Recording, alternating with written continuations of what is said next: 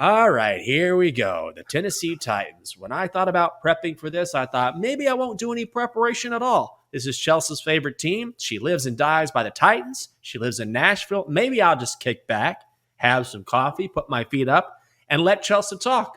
But before I do that, Chelsea, let's take a look at the odds for those Tennessee Titans. 12-5 in 2021. Lost to the Bengals in a hard-fought game, 19-16 in the divisional round.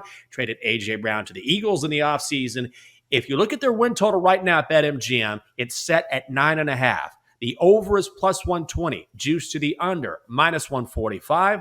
They are 16-1 to win the AFC, 30-1 to win the Super Bowl, and to make the playoffs, yes, minus 115, no, minus 105. So essentially a coin flip. Your initial thoughts on the Tennessee Titans after a tough elimination last year by Cincinnati? Yeah, if I lived and died by the Titans, I would be dead right now because that game was so heartbreakingly terrible.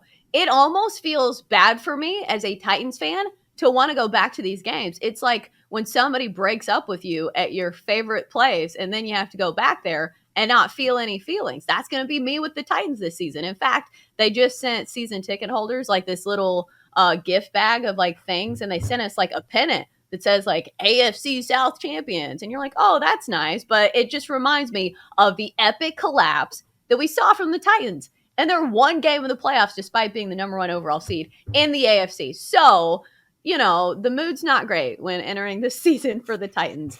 But looking at this win total, 9.5, I think it's a gettable number for the Titans. But here's why I'm not especially high on the Titans this year. Julio Jones is gone. He wasn't, a guy that was on the field for most of the season anyway because he was hurt.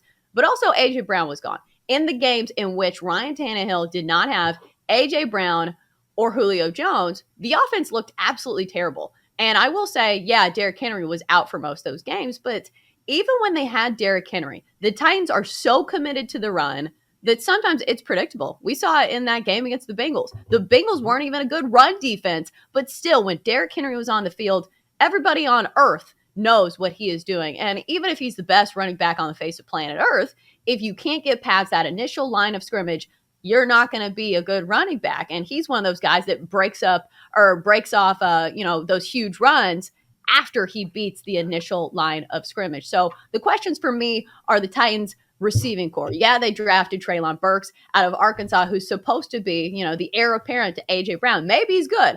I don't know. But still, this is a tough division where the Colts look even better this season with Matt Ryan. So I'm not ready to bet on the Titans. Maybe it's a thing where I'm still bitter from last season, but still, I think thinking with my mind that it's the Colts that are probably going to win the AFC South. Are you worried at all? And I think this is sort of a fascinating question about the psyche of Ryan Tannehill. And you can't really quantify anything like this, but I don't have to repeat the story for you. You know it. He threw those 3 interceptions in the playoffs. But this is what he said after that loss to the Bengals. And this quote has circulated quite a bit. He said, quote, "It's a scar. It's a deep scar. I had a lot of sleepless nights. I was in a dark place. It took me a while and a lot of work to get out of it. And it's a scar I'll carry with me throughout the rest of my life." So this is a guy who, I don't want to put it all on him, but he was one of the primary reasons why they lost that game. The Titans are 30-13 with Tannehill as a starter, but now he has that memory hanging over him a little bit. A.J. Brown is gone. Are you worried about a bit of regression from him? I keep saying this. Ryan Tannehill is going to have a regression season. And he's been good in the regular season. The knock on Ryan Tannehill is when he gets to the postseason. But look at this Titans franchise before they got Ryan Tannehill. I know it is the trendy thing to trash Ryan Tannehill right now, but their offense is actually pretty good. And last year, look at the team that he had to work with during the regular season. Derrick Henry was out for half the season. Julio Jones really didn't play most of the games either. A.J. Brown was hurt a lot. So he was dealing with wide receivers who were not number one receivers. His number one running back, the focal point of this offense, was hurt.